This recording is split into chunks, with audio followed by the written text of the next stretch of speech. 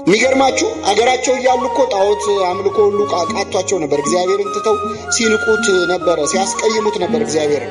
አሁን ግን ሰው ሀገር ሲሄዱ የናቁት ስብሐተ እግዚአብሔር ናፈቃቸው። ኢየሩሳሌምን ባሰብናት ጊዜ አለቀስን። ከሀገር መውጣት በጣም ቀላል ነው። ከወጣ በኋላ ግን አንተ ከሀገር ትወጣለህ፣ ሀገር ግን ካልተወሰደ አትወጣም። በጣም ያስቸግራል። በቀላሉ መኖር ብቻ። አሁን እኛ ውጭ ሀገር የሚኖር ሰው የኩበቱ ሽታ ናፈቀኝ ምናምን ሲል እንስቃለን አይደል? አሁን ኩበት ምኑ ይናፍቃል? በደንብ ይናፍቀው። በነገራችን እሱ የሚገባ እዛ ስትሆን ሰው መልአክም ሰይጣንም መሆን ይችላል።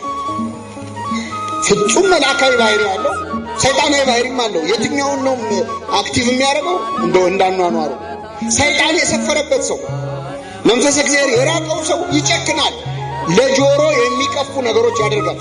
ምንም አይመስለው። አራት ሴት በተኛችበት ሄደው ሆዷን እስከ መቅደድ የሚጨክኑ ሰዎች አሉ። ባቢሎናውያን እስራኤል ላይ ይህን አይነት ግፍ ፈጸሙ። ብዙ የማይሰራ መልካምነት፣ የማይሰራ ክፋት የሌለባት ነች እቺ ያለንባታል። እንደውም ባቢሎን ያልተግባቡት በብዙ ቋንቋ ሆነው ነው። እኛ ስንት ቋንቋ ሆነን ነው የማንግባባው? በአንድ ቋንቋ እኮ አንግባባ። አንድ ቋንቋ እየተናገረ ሰው መግባባት አልቻለም። በባቢሎንስ ቢያንስ ድብልቅልቃቸው የወጣው የተለያየ ሰዎች ተሰብስበው አንድ ቤተሰብ ሆነን እንኳን እንግባባ። በባቢሎን ወንዞች አጠገብ በዚያ ተቀመጥን ማለት በዓለማዊ ሕይወት በኃጢአት ሕይወት ውስጥ በዚያ ተቀመጥን ማለት። ሁላችንም በነገራችን ላይ የሆነ የተቀመጥንበት የባቢሎን ወንዝ ዳር አለ። ብዙ ጊዜ ቤተክርስቲያን እያለን ምንም የማይመስለን ነገር ትንሽ ራቅ ስንል ነው የሚሰማን አይደል?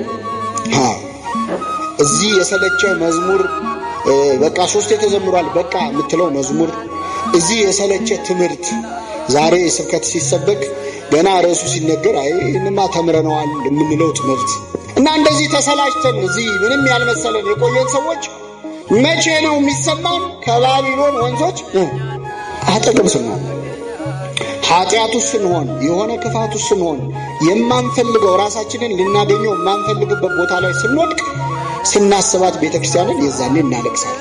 ብዙ ሰዎች አሉ መጠጥ ቤት ቁጭ ብለው ብርጭቆ ጨብጠው ቤተክርስቲያን ትዝ እያለቻቸው ያለቅሷል።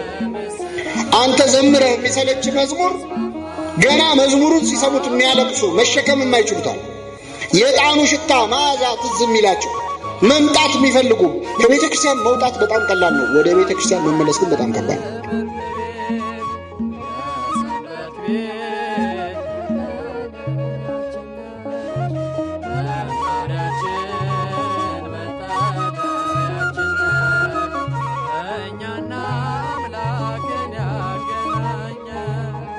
ሶበ ተዘከርናሃ ለጽዮን፣ ጽዮንን ባሰብናት ጊዜ አለቀስን።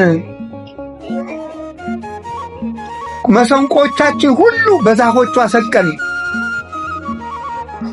የማረኩን ሰዎችን ህልዩ ለህነ እማልያ ለጽዮን፣ የጽዮንን ዝማሪያ በምድር ነኪር ዘምሩልን ብለው ተሳለቁብን። እስቲ መሰንቆውን ምቱት፣ እስቲ ነጋሪቱን ምቱት፣ እስቲ በገናውን ደርድሩት፣ እስኪ በበገናና በመሰንቆ ያመሰግናችሁ አምላክ ያድናችሁ እያሉ ተሳለቁብን። አለቀስን። እዚያ ሁነን የጽዮን አደባባዮቿ ናፈቀን። አምላኬ አምላኬ እገይ ሀቤከ ጸማት ነፍሴ ለከ ብሎ አለቀሱ አባቶቻችን። እርዋቸው ጠምቷቸው ኢየሩሳሌም ናፍቃቸው እንደ ዋዛ ትተዋት የወጡት ጸጋ ተለምኖ አይገኝም። ኢትዮጵያ ከተሰቃየች ስንት ዓመቱ ነው? በጣም ብዙ ዓመት ኢትዮጵያ እየተሰቃየች። በስመ አብ ወወልድ ወመንፈስ ቅዱስ አሐዱ አምላክ አሜን። እናማት በስመ አብ ወወልድ ወመንፈስ ቅዱስ አሐዱ አምላክ አሜን። በስመ አብ ወወልድ ወመንፈስ ቅዱስ አሐዱ አምላክ አሜን። የተከበሩ አባታችን የዚህ ታላቅ ካቴድራል አስተዳዳሪ፣ ክቡራን አበው መነኮሳት፣ ካህናት፣ ምዕመናን፣ ምዕመናት፣ ወንድሞች፣ እህቶች በእግዚአብሔር ሰላምታ እንደምን ዋላችሁ? አሜን። ምሕረቱን ቸርነቱን አብዝቶ እስከዚህ ሰዓት ያደረሰን በዕድሜያችን ላይ የዛሬዋን ዕለት ይህችን ሰዓት የጨመረልን የአባቶቻችን አምላክ ልዑለ ባሕርይ እግዚአብሔር ስሙ የተመሰገነ ይሁን። እንኳን ለሰንበት ትምህርት ቤታችን 31ኛ ዓመታዊ በዓል በሰላም አደረሳችሁ አደረሰ። እንደ እግዚአብሔር ቅዱስ ፈቃድ በሚኖረን አጭር ጊዜ በመዝሙረ ዳዊት መዝሙር 136 ላይ በሚገኝ ኃይለ ቃል መነሻነት እንማራለን። የትምህርታችን ርዕስ የሚሆነው ጽዮንንም ባሰብናት ጊዜ አለቀስን የሚል ይሆናል። ለእግዚአብሔር አምላካችን ለአባቶቻችን ለነቢያት፣ ለአባቶቻችን ለሐዋርያት፣ ለሐዋርያውያን አበው፣ ለሊቃውንት በጉባኤያቸው ተገኝቶ ምስጢሩን ጥበቡን ገልጦ እንዳስተማረ እኛንም በቸርነቱ እንዲያስተምረን፣ እንዲመክረን፣ እንዲገስጸን የእርሱ ቅዱስ ፈቃድ ይሁንልን። በባቢሎን ወንዞች አጠገብ በዚያ ተቀመጥን፣ ጽዮንን ባሰብናት ጊዜ አለቀስን። በአህያ ዛፎቿ ላይ በገናዎቻችንን ሰቀልን። የማረኩን በዚያ የዝማሬ ቃል ፈለጉብን። የወሰዱንም የጽዮንን ዝማሬ ዘምሩልን አሉ። የእግዚአብሔርን ዝማሬ በባዕድ ምድር እንዴት እንዘምራለን? ኢየሩሳሌም ሆይ ብረሳሽ ቀኜ ትርሳኝ፣ ባላስብሽ ምላሴ በጉሮሮዬ ይጣበቅ። ከደስታዬ ሁሉ በላይ ኢየሩሳሌምን ባልወድ። አቤቱ በኢየሩሳሌም ቀን እስከ መሠረቷ ድረስ አፍርሱ አፍርሱ ያሏትን የኤዶምን ልጆች አስብ። አንቺ ወራዳ የባቢሎን ልጅ ሆይ እንደ ተበቀልሽን የሚበቀልሽ የተመሰገነ ነው። ሕፃናቶችሽን ይዞ በዓለት ላይ የሚፈጠፍጣቸው የተመሰገነ ነው ይላል። ስለ ቃሉ የአምላካችን የእግዚአብሔር ስም የተመሰገነ ይሁን።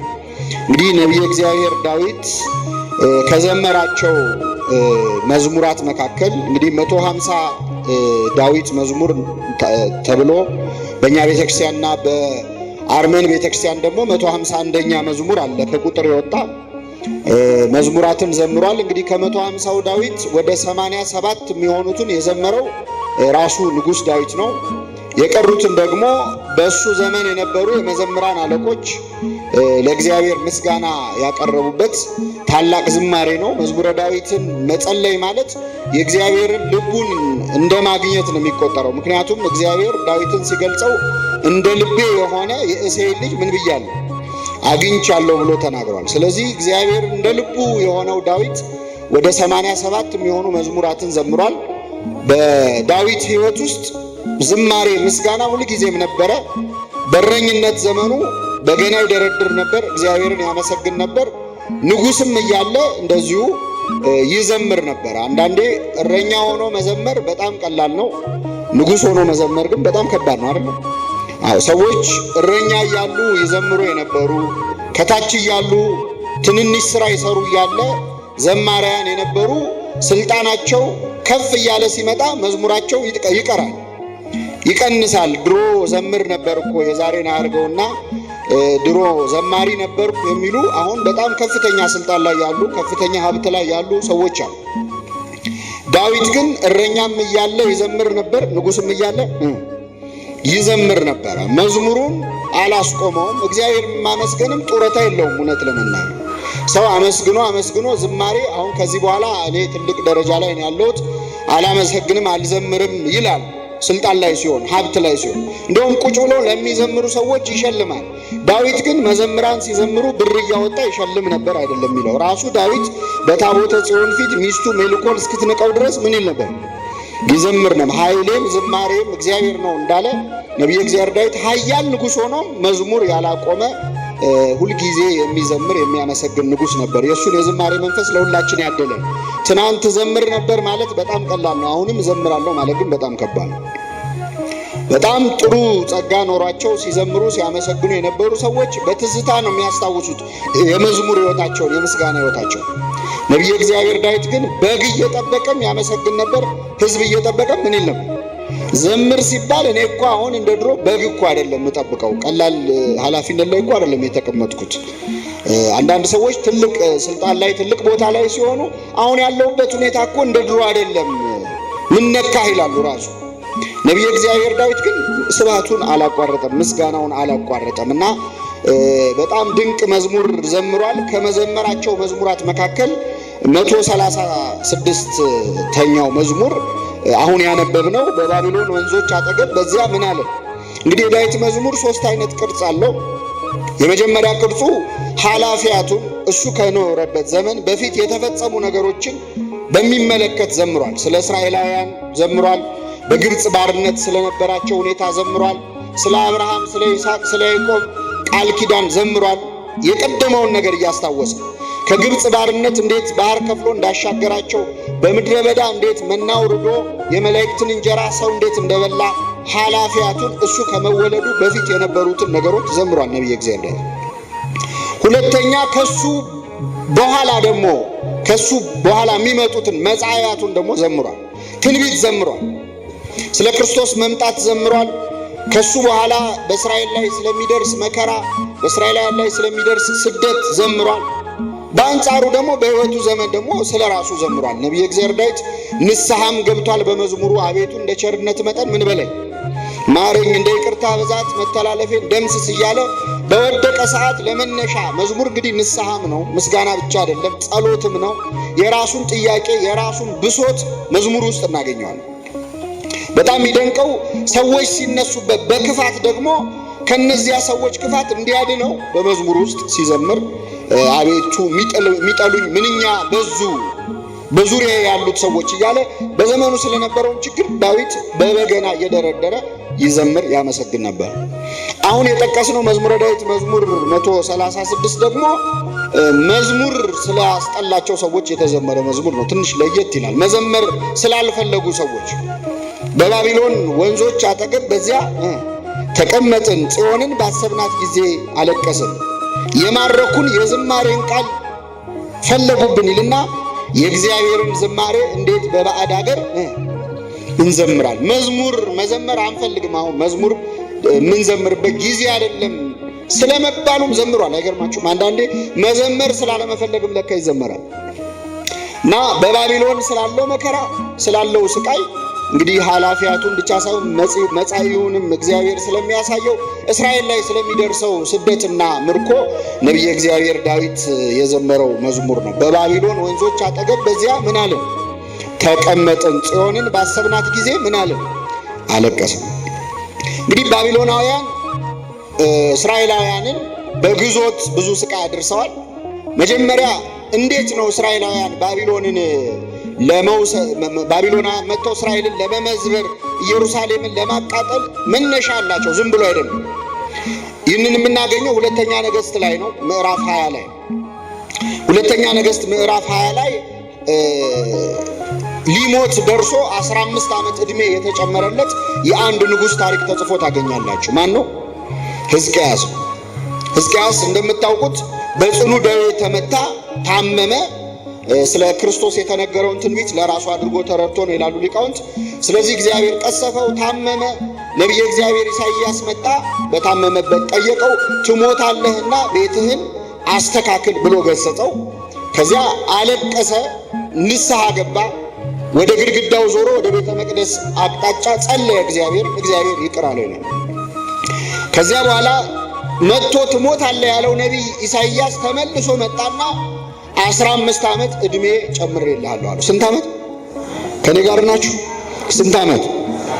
15 ዓመት ዕድሜ ጨምሬልሃለሁ አለው። ደስ አለው። ከዛ በኋላ ንግስናውን ቀጠለ። ያን ጊዜ ባቢሎናውያን መጡ ሕዝቅያስን ሊጠይቁት ማለት ታሟል የሚለውን ዜና ሰምተው ከሩቅ፣ ያው ያን ዘመን እንግዲህ ትራንስፖርትም የለም፣ ብዙ ዓመት ፈጅቶባቸው ወደ ኢየሩሳሌም መጡ። ነቢዩን ንጉሱን ሕዝቅያስን ጠየቁት። እንዴት ነህ አሉት። ሲያዩት እውነትም ጤነኛ ነው፣ ተሽሎታል። ሕዝቅያስ ግን ያን ጊዜ አንድ የማይሰራ ስህተት ሰራ። ምንድነው የሰራው? ባቢሎናውያን ሊጠይቁት የመጡትን ሰዎች ካስተናገዳቸው በኋላ ላስጎብኛችሁ ብሎ እያዞረ የእስራኤልን ሀብት አሳያቸው።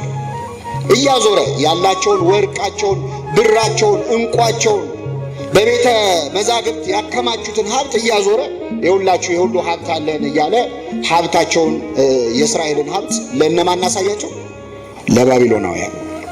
አንድ አልቀረውም። አዙሮ አሳያቸው፣ መሳሪያዎቹን ሳይቀር አሳያቸው ይላል። የጦር መሳሪያ ማከማቻ ደግሞ ግምጃ ቤት አለ። ኑ ብሎ አዙሮ አስጎበኛቸው። ባቢሎናውያን ያንን አዩ። አይተው ጎብኝተው በልተው ጠጥተው ሲወጡ ነቢየ እግዚአብሔር ኢሳይያስ መጣ ወደ ሕዝቅያስ። ማን ነው የመጣው? እንግዳ መጥቶ ነበረ ያለ። አዎ መጥቷል አለ።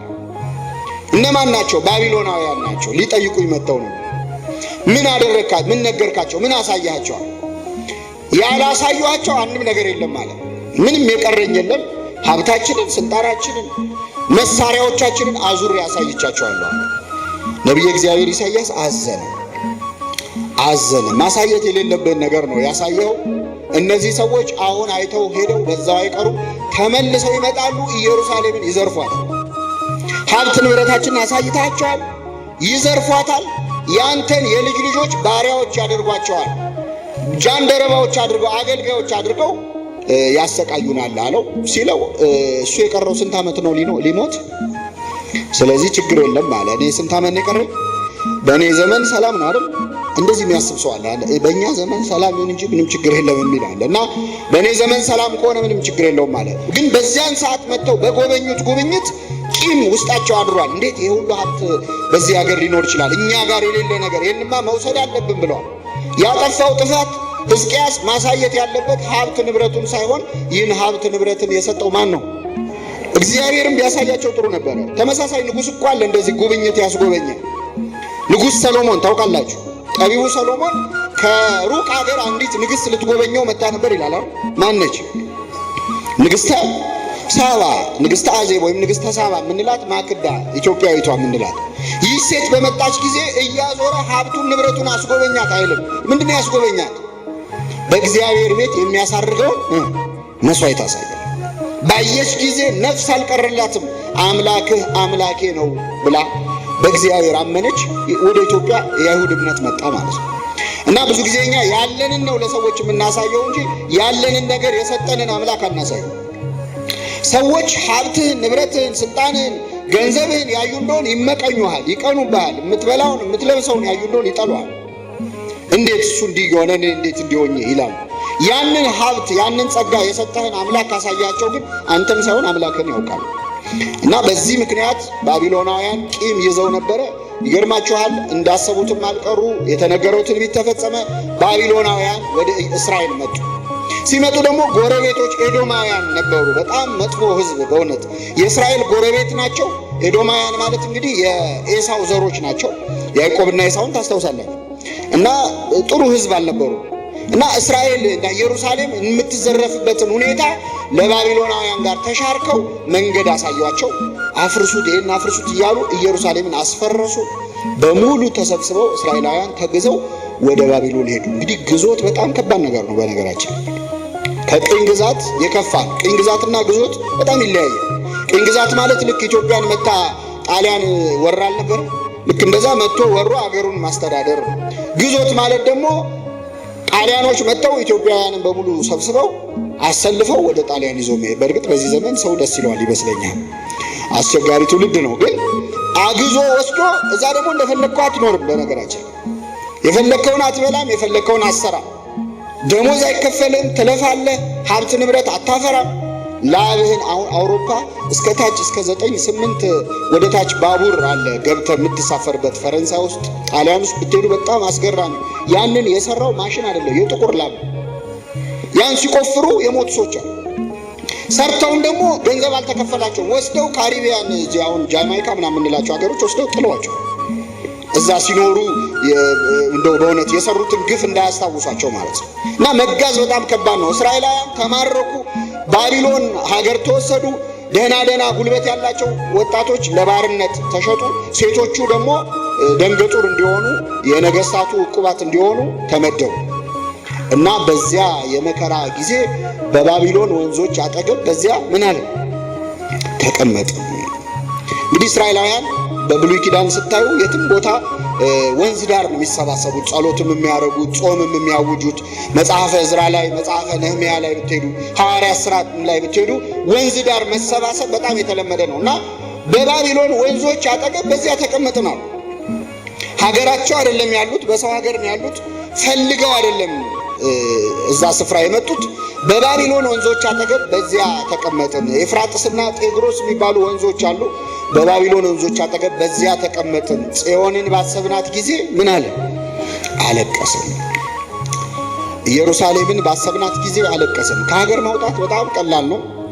ከወጣ በኋላ ግን አንተ ከሀገር ትወጣለህ፣ አገር ግን ካልተወሰደ አትወጣም። በጣም ያስቸግራል። በቀላሉ መኖር የሚቻል አሁን እኛ ውጭ ሀገር የሚኖር ሰው የኩበቱ ሽታ ናፈቀኝ ምናምን ሲል እንስቃለን አይደል? አሁን ኩበት ምኑ ይናፍቃል? በደንብ ነው የሚናፍቀው። በነገራችን እሱ የሚገባ እዛ ስትሆን እንኳን ለመኖር እድሜው ሙሉ ጥሎ የሄደ ሰው ቀርቶ ለጥቂት ጊዜ የቆየ እንኳን ድሮ የሚንቃቸው ነገሮች በጣም ይናፍቁታል። እያንዳንዱ ነገር ይናፍቃል። ማህበራዊ ህይወቱ ይናፍቃል። በማታውቀው ሀገር ከሀገሩ የሌለ በየትም የለም ይባላል። ከስርህ እንደመነቀል ያህል ስሜት አለው፣ ባዶነት ስሜት አለ እና በባቢሎን ወንዞች አጠገብ በዚያ ተቀመጥን፣ አዝነን ተቀመጥን። ጽዮንን ባሰብናት ጊዜ ምን አለን? አለቀስን። ወደው አይደለም የሄዱት፣ እንዲያልፍላቸው ሊነግዱ ሊሸጡ አይደለም የሄዱት፣ ተገደው ነው የሄዱት። ስለዚህ እዛ ሆነን ጽዮንን ባስታወስና ደግሞ ጽዮን ዝም ብላ ሀገር አይደለችም። 24 ሰዓት ሰባተ እግዚአብሔር የሚደርስባት በሮቿ የማይዘጉ ምስጋና የማይቋረጥባት እግዚአብሔር የሚመለክባት የሚሰገድላት የተቀደሰች ሀገር ነች። ስለዚህ በባቢሎን ወንዞች አጠገብ በዚያ ተቀመጥን፣ ጽዮንን ባሰብናት ጊዜ አለቀስን። የሚገርማችሁ አገራቸው እያሉ እኮ ጣዖት አምልኮ ሁሉ ቃቷቸው ነበር። እግዚአብሔርን ትተው ሲንቁት ነበረ፣ ሲያስቀይሙት ነበር እግዚአብሔርን። አሁን ግን ሰው ሀገር ሲሄዱ የናቁት ስብሐተ እግዚአብሔር ናፈቃቸው። ስለዚህ ጽዮንን ባሰብናት ጊዜ አለቀስን።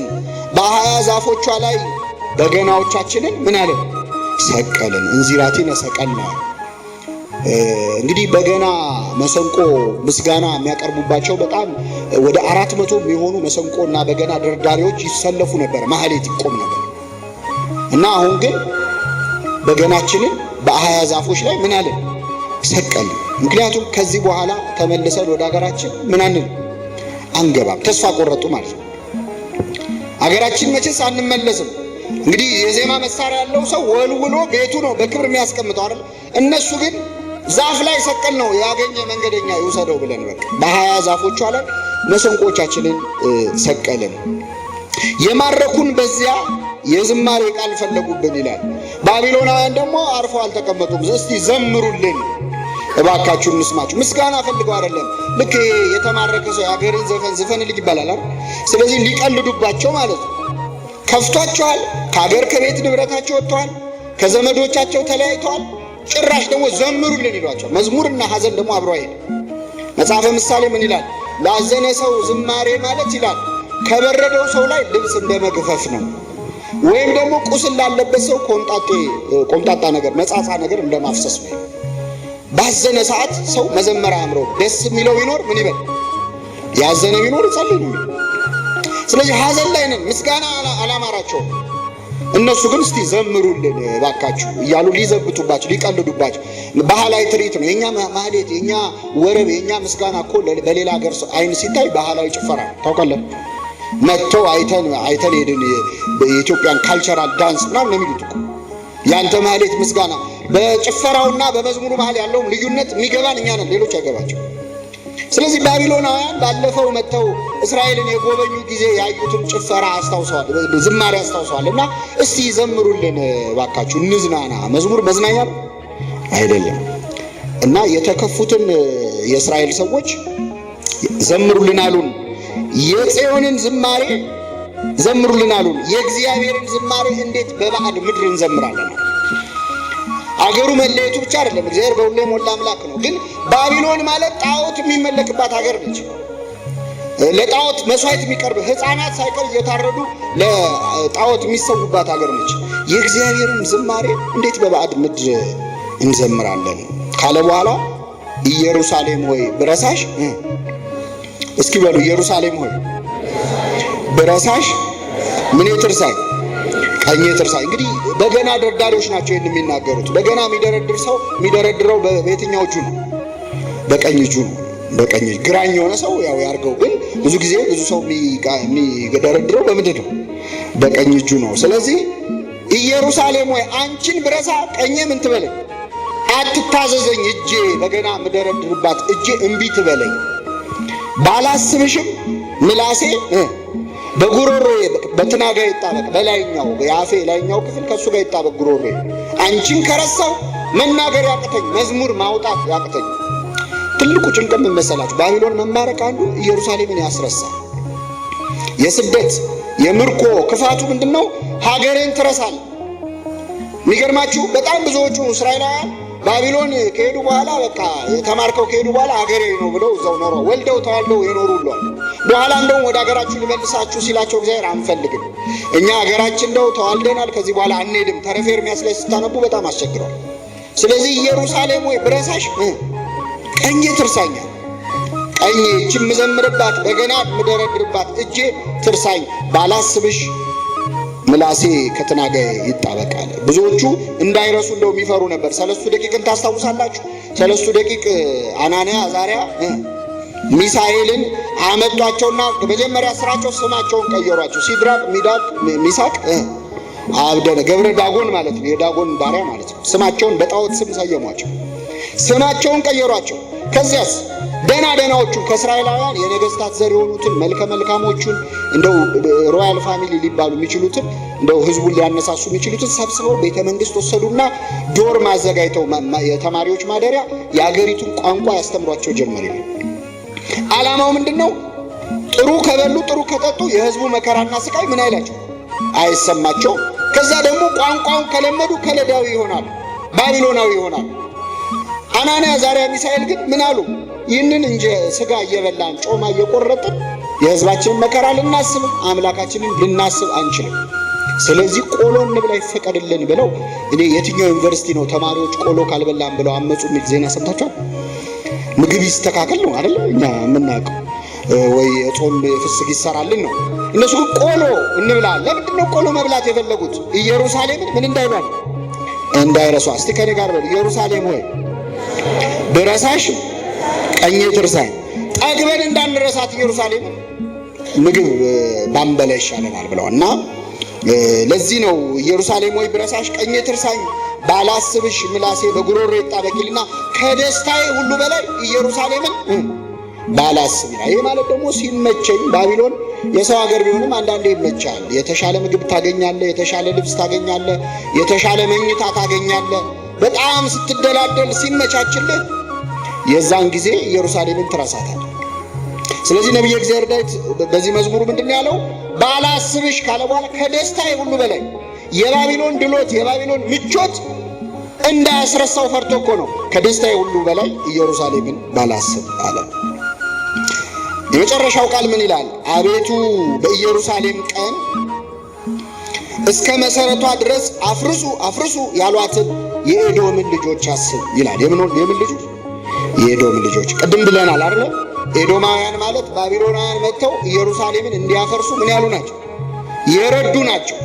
እና ክፋታቸው መንገድ አሳይተው ኑ ኢየሩሳሌምን አፍርሱ፣ እንደዚህ ባንዳ አለ የሚያስጠቃም ውስጥ ሆኖ ከውጪ ሰው እንደሚያስገባ ሰው አለ እና እየመሩ መንገድ እየመሩ ወስደው አሳዩ ኢየሩሳሌም። ከዛ ደግሞ በደንብ አፍርሱት፣ መፍረሷን ብቻ ሳይሆን እስከ መሰረቷ ድረስ አፍርሱ እያሉ በጣም ይገርማቸዋል። ተነቅላ እንድትፈርስ ያደረጉት ኤዶማውያን ናቸው። ስለዚህ ነቢየ እግዚአብሔር ዳዊት ምን አለ? አቤቱ በኢየሩሳሌም ቀን አለ። ኢየሩሳሌም በምትፈርስ ቀን። ይሄ ትንቢት እየተነገረ ያለው ቀድሞ ነው ወይስ በኋላ? ቀድሞ ነው አይደለ? እየታየው ነው። በኢየሩሳሌም ቀን አለ። ኢየሩሳሌም በምትፈርስበት ቀን እስከ መሰረቷ ድረስ አፍርሱ አፍርሱ ያሏትን የኤዶምን ልጆች አስባቸው፣ እንዳትረሳባቸው ይህን ስራቸው። ከዛ የመጨረሻው ቃል አንቺ ወራዳ የባቢሎን ልጅ ሆይ ስለተበቀልሽን የሚበቀልሽ የተመሰገነ ነው። እንግዲህ ዳዊት እየታየው ነው ኢየሩሳሌም ላይ የሚደርሰው ስቃይ። መጥተው አገሩን አፍርሶ ህዝቡን አግዞ መሄድ ብቻ ያላረጉት ግፍ የለም። አረጋውያንን መሄድ የማይችሉትን ገለዋቸዋል፣ አርደዋቸው። አገር ቤትም ሄደው አይጠቅሙንም ብለው የእስራኤል ሽማግሌዎች ገለዋቸው። ህፃናቱን እያነሱ ከድንጋይ ጋር እያጋጩ ይፈጠፍጡና ይገሏቸው፣ ህፃናቱን ማለት። ስለዚህ ዳዊት ታየው እንደ ተበቀልሽን የሚበቀልሽ ምን ያለ ነው? ሰው እኮ ይጨክናል በዚህ ደረጃ። በነገራችን ላይ ህፃን ልጅን አሁን እንዴት አለት ላይ መፈጥፈጥ በዘመናችን እያየን አይደለም እንዴ? ሰው መልአክም ሰይጣንም መሆን ይችላል። ፍጹም መልአካዊ ባህሪ ያለው ሰይጣናዊ ባህሪም አለው። የትኛውን ነው አክቲቭ የሚያደርገው? እንደው እንዳኗኗሩ ሰይጣን የሰፈረበት ሰው፣ መንፈስ እግዚአብሔር የራቀው ሰው ይጨክናል። ለጆሮ የሚቀፉ ነገሮች ያደርጋል። ሰው ምንም አይመስለው። አራት ሴት በተኛችበት ሄደው ሆዷን እስከ መቅደድ የሚጨክኑ ሰዎች አሉ። ባቢሎናውያን እስራኤል ላይ ይህን አይነት ግፍ ፈጸሙ። ስለዚህ አያቸው ሕፃናትን፣ የእስራኤልን ሕፃን እያነሱ ከአለት ላይ ሲፈጠፍጡ አየና ምን አለ? አንቺ ወራዳ የባቢሎን ልጅ ሆይ እንደተበቀልሽን የሚበቀልሽ የተመሰገነ ነው። ሕፃናቶችሽን ይዞ በአለት ላይ የሚፈጠፍጣቸው የተመሰገነ ነው። እኛ ላይ ያደረግሽውን በአንቺ አድርጎ ቢያሳይሽ እግዚአብሔር እያለ ነው። እናድርግብሽ ማለት አይደለም፣ እንዲሰማሽ እንደው ባየሹ። ይሄ ማለት እያያቸው ነው ባቢሎናውያን በምን ደረጃ እስራኤላውያን ላይ እንደጨከኑ ማለት ነው። እንዲህ ካለ መከራ ይሰውረን እግዚአብሔር። በባቢሎን አጠገብ ወንዞች አጠገብ በዚያ ምን አለን? ተቀመጥን። ጽዮንን ባሰብናት ጊዜ ምን አለን? አለቀሰ። እንግዲህ ነቢየ እግዚአብሔር ዳዊት የዘመረው መዝሙር በትክክል ተፈጽሟል። እስራኤል ወደ ባቢሎን ሄደዋል። 70 ዓመት ተሰቃይተዋል። 70 ዓመት ሙሉ ተቆጣቸው እግዚአብሔር። ከ70 ዓመት በኋላ ግን ወደ ሀገራቸው ተመለሱ። ለ70 ዓመት የኛ አባት ሊቀ መላእክት ቅዱስ ሚካኤል ቆሞ ያማልድ ነበር። በየ5 ዓመቱ በ10ቱ 40ቱ ትንብልና እንላለን አይደል? በ14ቱ ምልጃዎች እንላለን። 70 ዓመት ውስጥ በየ5 ዓመቱ 14 ጊዜ ማለት ነው ቆሞ የማትምራቸው እስከ መቼ ነው? 70 ዓመት ሙሉ የተቆጣቸውን የኢየሩሳሌምና የእስራኤል ከተሞች የማትምራቸው እስከ መቼ ነው? ማር እንጂ እያለ ቅዱስ ሚካኤል ይለምን ነበር። በ70ኛው ዓመት ትንቢተ ዳንኤል ምዕራፍ 1 ቁጥር 12 ላይ እንደተጻፈው እግዚአብሔርም ከኔ ጋር ይነጋገር ለነበረው መልአክ በሚያጽናና በመልካም ቃል ተናገረው። ወደ ኢየሩሳሌም በምህረት ተመልሻለሁ፣ ሕዝቤ ወደ ሀገሩ ይመለሳል፣ ቤተ መቅደሱ ድጋሚ ይሰራል። ስለዚህ ትንቢት የተፈጸመ ትንቢት ነው። ይህንን ለምንድን ነው ያነሳሁት? ዛሬ ቤተክርስቲያናችን የሰንበት ትምህርት ቤታችን ዓመታዊ በዓል ነው። በባቢሎን ወንዞች አጠገብ በሉ እስኪ በዚያ ተቀመጠ። እንግዲህ ባቢሎን ማለት ውጥንቅጥ ማለት ነው። ቀጥተኛ ትርጉሙ ምንድነው? ውጥንቅጥ ወይም ድብልቅልቅ ማለት ነው። መጽሐፍ ቅዱስ ላይ ባቢሎን የሚለውን ቃል የምናገኘው የሰናዖር ሜዳ ላይ ነው አይደል? በሰናዖር ሜዳ ላይ ሰዎች ከፍ ያለ ግንብ ለመስራት ፕሮጀክት ጀምረው ነበር። ምንድነው? የጥፋት ውሃ ከጠፋ በኋላ ፈጣሪ ምድር ላይ ያገኘን ነው በውሃ የጨረሰን እንዳያገኘን እንሆናለን ብለው በጣም ትልቅ ግንብ ለመስራት በጣም ትልቅ ፕሮጀክት ጀመሩ። ብዙ ርቀት ሄዱ፣ ከፍ አሉ። ከዚያ በኋላ እግዚአብሔር ኑ እንውረድ፣ ቋንቋቸውን ምን እንበለው እንደባልቀው አለ። ስለዚህ አንዱ አንዱን መስማት አቃተው። በባቢሎን የሰው ልጅ ቋንቋ ተበተነ።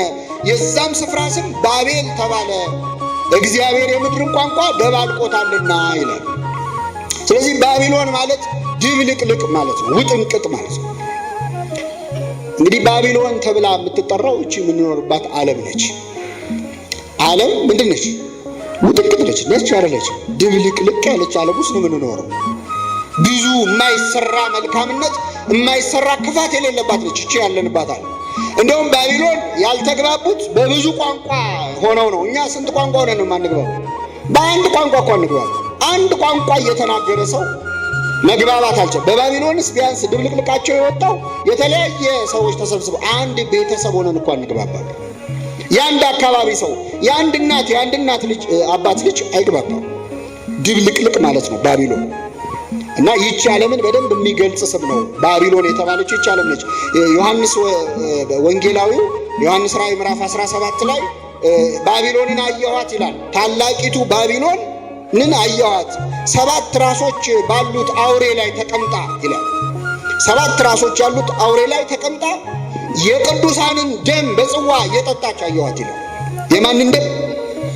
በቅዱሳን ደም ሰክራ ይላል። ዓለም በቅዱሳን ደም፣ በክርስቲያኖች ደም፣ የኢየሱስ ምስክሮችን ደም እየጠጣች ሰማዕታት ማለት ነው። ሰማ ምስክር ሆነ ማለት ነው አይደል? ሰማዕት ምስክር በቅዱሳን ደም ሰክራ አየኋት።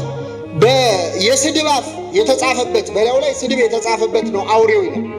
የስድብ አፍ ማለት ቅዱሳንን የሚሳደብ የእግዚአብሔርን ማደሪያ የሚሳደብ ድንግል ማርያምን የሚሳደብ ታቦቱን የሚሳደብ ማለት የእግዚአብሔርን ማደሪያ የሚሳደበው አውሬ ላይ ቁጭ ብላ በቅዱሳን ደም ሰክራ አየኋት ታላቂቱን ባቢሎን። በሴት ነው የመሰላት። ዮሐንስ ራእይ ምዕራፍ 17 ላይ አየኋት እና ስሟም ይላል የጋለሞታዎችና የአመንዝሮች እናት ትባላለች። የምኖች ላንብብላችሁ። በግንባሯም ላይ ታላቂቱ ባቢሎን የምድር ርኩሰት ምንጭና የአመንዝሮች እናት የሚባል ስም ተጽፎባታል። ይህች ዓለም የጋለሞቶች የአመንዝሮች እናት ነች፣ በቅዱሳን ደም የሰከረች ነች። ስለዚህ ባቢሎን ተብላ የምትጠራው ባጭሩ ውጥንቅጥ የሆነችው ይህች ዓለም ናት። በባቢሎን ወንዞች አጠገብ በዚያ ምን አልን? ተቀመጥን። ባቢሎን ማናት ብለናል? ዓለም ናት። ወንዞቹ ምንድን ናቸው? ወንዞች ማለት ወንዝ ማለት ሀገሩን ምን የሚል ነው? የሚያጠጣ። ባቢሎናውያን እየጠጡ የሚረኩበት፣ የባቢሎን ምድር እየረሰረሰ የሚያበቅልበት፣ ባቢሎንን የሚያስደስት የሚያረካ ማለት ነው ወንዝ ማለት። ስለዚህ በባቢሎን ወንዞች አጠገብ ማለት የባቢሎን ወንዞች የተባሉት ኃጢአቶች ናቸው። ዓለምን የሚያስደስታት ምንድን ነው? አሁን ዓለማችን የሚያጠጣት የሚያረካት ውሃ ምንድን ነው? ኃጢአት ነዋ፣ ክፋት ነዋ፣ ጥላቻ ነዋ፣ አመንዝራነት ነዋ፣ ስድብ ነዋ። የዓለም ደስታ የዓለም መጠጥ የሆነው ውሃ ነው እና በባቢሎን ወንዞች አጠገብ በዚያ ምን አለ? ተቀመጥን። ጽዮንን ባሰብናት ጊዜ ምን አለ? አለቀስን። እንግዲህ ዛሬ የሰንበት ትምህርት ቤት የቤተ ክርስቲያን ዓመታዊ በዓል ስለሆነ ሁላችንም ከያለንበት ተሰባስበናል።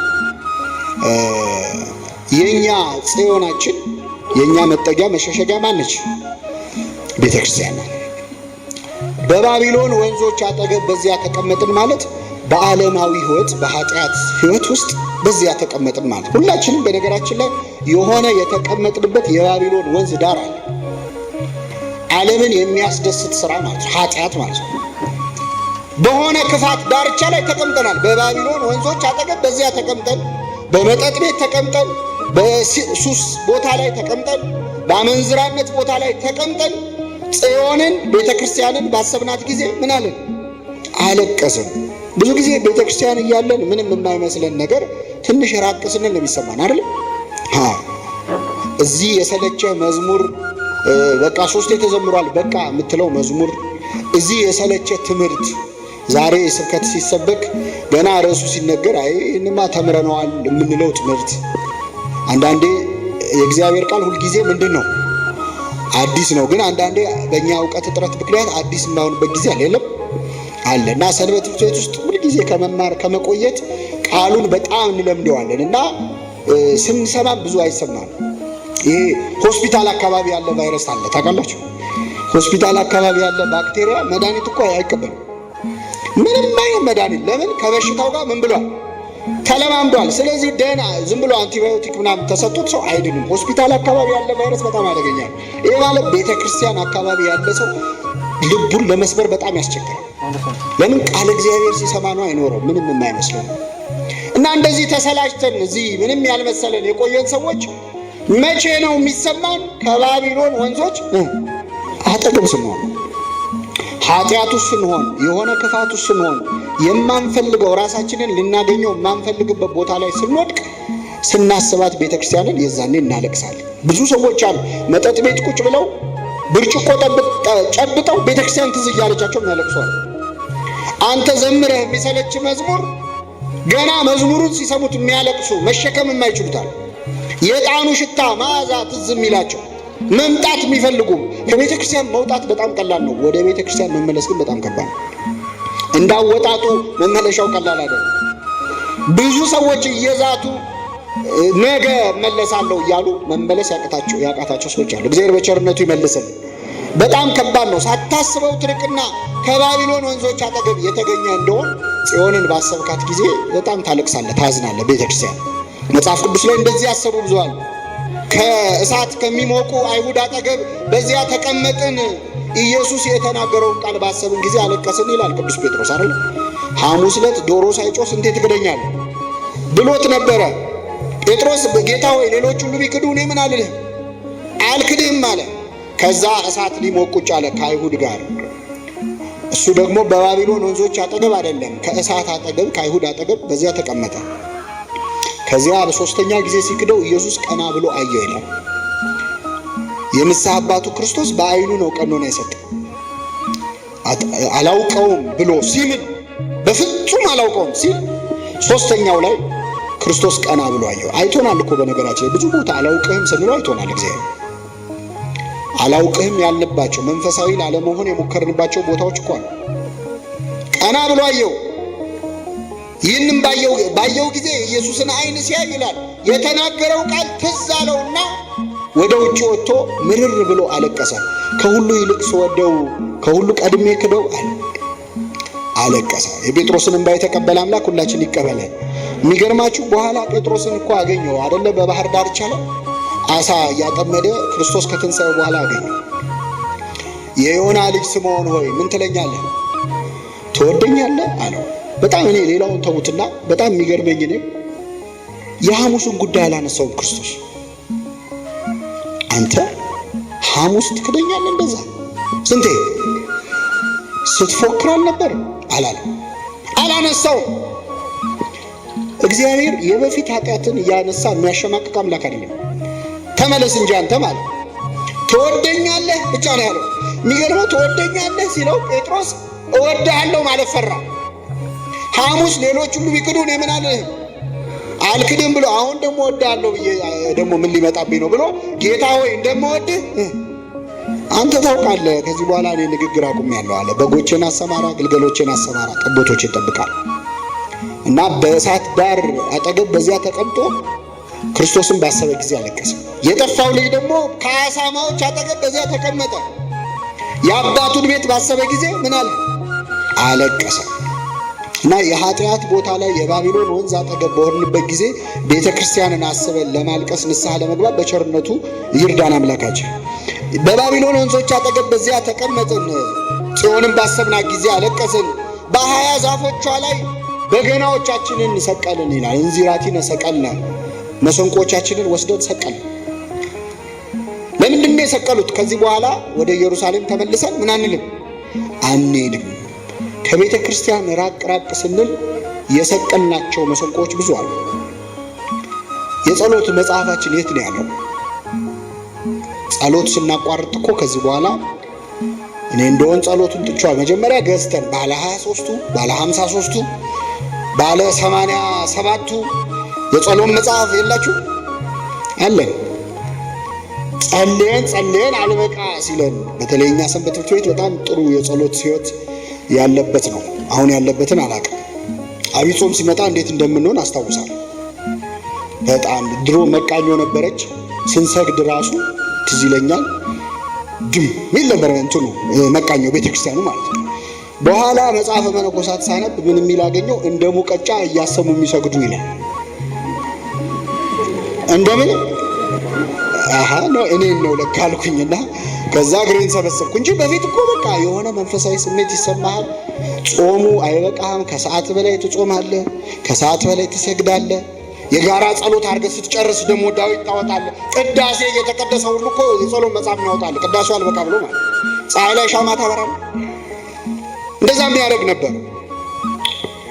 ከዛ ከባቢሎን ወንዞች አጠገብ ስንሆን ደግሞ የኃጢአት ሕይወት ውስጥ ስንዘፈቅ የሰቀልናቸው የጸሎት መጽሐፎች አሉ። እንዚራቲነ ሰቀልነ የተባለ መሰንቆቻችንን ሰቀልን ማለት ድሮ የምንጸልየውን ጸሎት አሁን ልንጸልየው አንችልም። እንዴት በባዕድ ምድር የእግዚአብሔር ምስጋና እናመሰግናለን ማለት ከእግዚአብሔር ባዕድ ሆነናል። አሁን በምግባር ተበላሽተናል፣ በኃጢአት ወድቀናል። አሁን ከዚህ በኋላ እንዴት ስንት ጥሩ ድምፅ ያላቸው ሰዎች መዘመር የሚችሉ ሰዎች እኮ ድምፃቸው እንግዲህ እንዚራ ስብሐት የሚባለው የኛ ሰውነት ነው። ምን ትረባሁ ለመሰንቆ ጽሩ ይላል አባ ጊዮርጊስ። ለእማ አልቦ ዘይሰነቆ የሚመታው ከሌለ መሰንቆ ምን ይጠቅማል?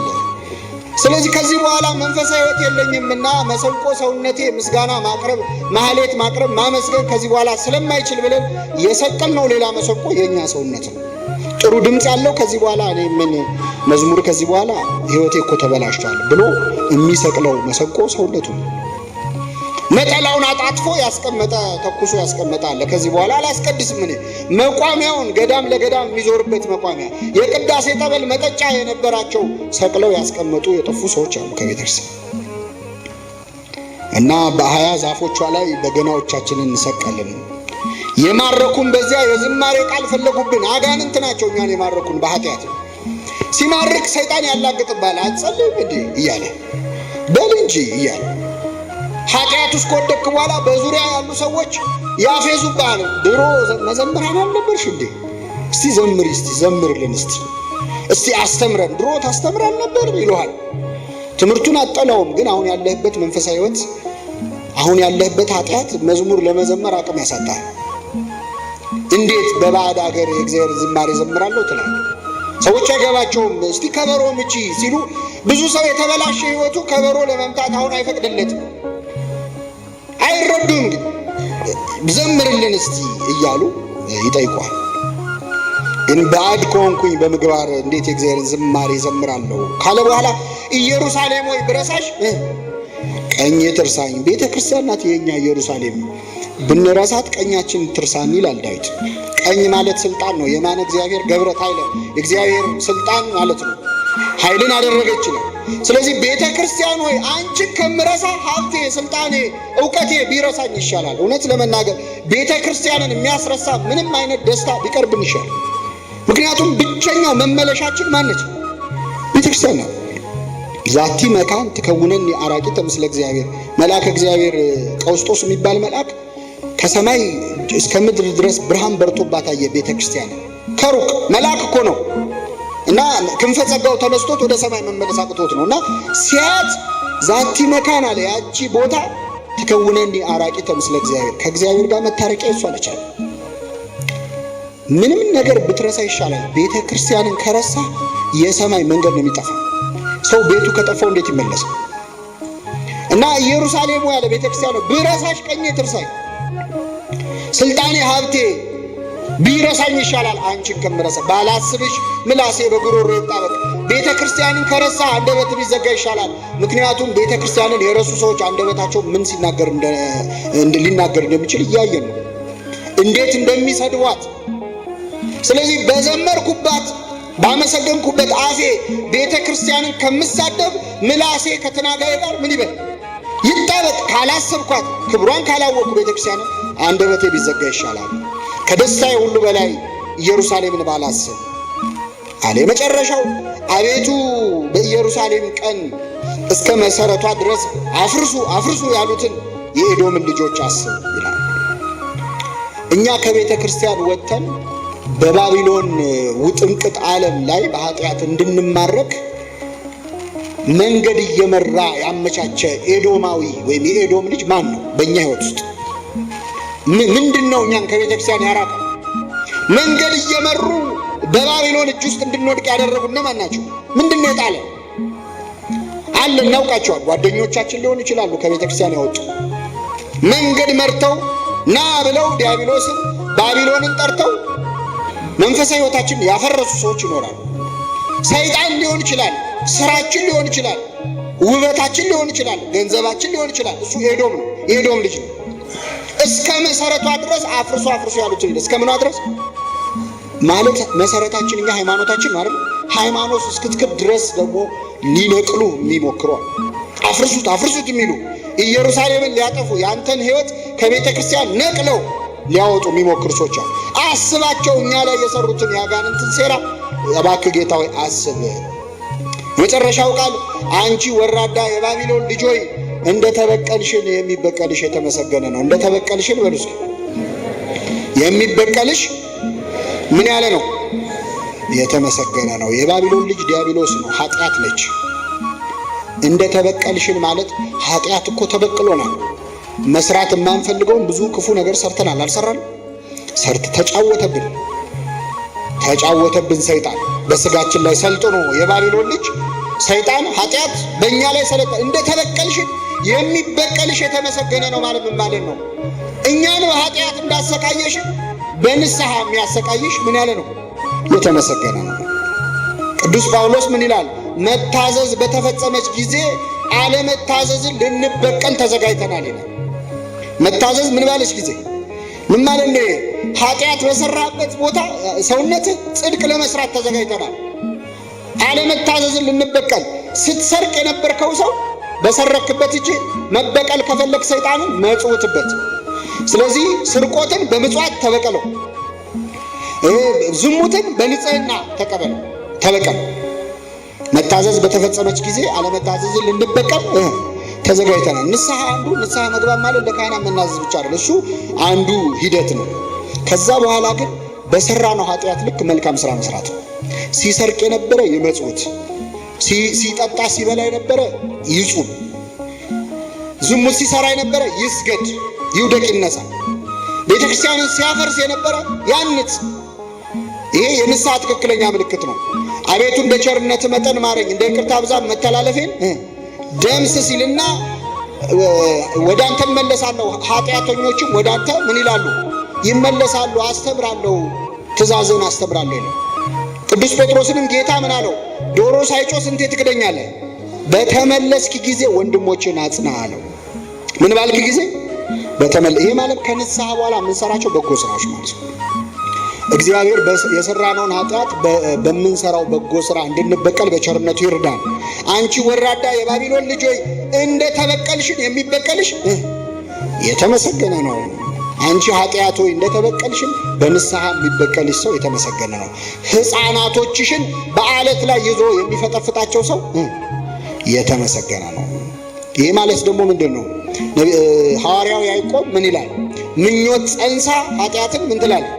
ትወልዳለች። ሰው በህሊናው ምኞት ኃጢአትን መመኘት ሲጀምር ጸነሰ ማለት ነው።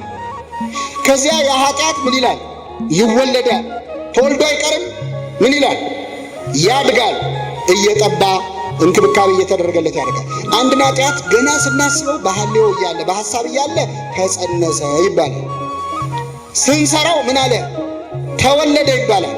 ደጋግመን ስንሰራው እያሳደግነው ነው። ወዮላቸው በዚያን ጊዜ ለእርጉዞችና ለሚያጠቡ ወዮላቸው ይላል።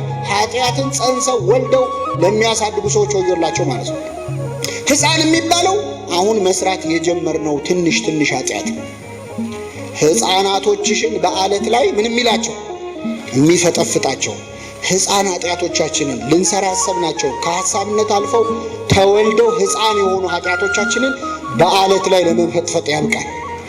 አለቱ ማን ነው ካላችሁ አንደኛ ቆሮንቶስ ምዕራፍ 10 ከቁጥር 1 ላይ በመንገድም ሲሄዱ ሲከተላቸው ከነበረው ከዚያ አለት ጠጥተው ነበር። ያም አለት ማን ነበረ? ክርስቶስ ነበረ ነው። ስለዚህ ኃጢአታችንን በሥጋ ወደሙ ላይ ንስሐ ገብተን ተበቅለን በሥጋ ወደሙ ላይ ለመፈጥፈጥ ለማጥፋት የኃጢአትን ኃይል ድል ለመንሳት እግዚአብሔር በቸርነቱ ይርዳን። የሰማነውን በልቡናችን ያሳድርብን።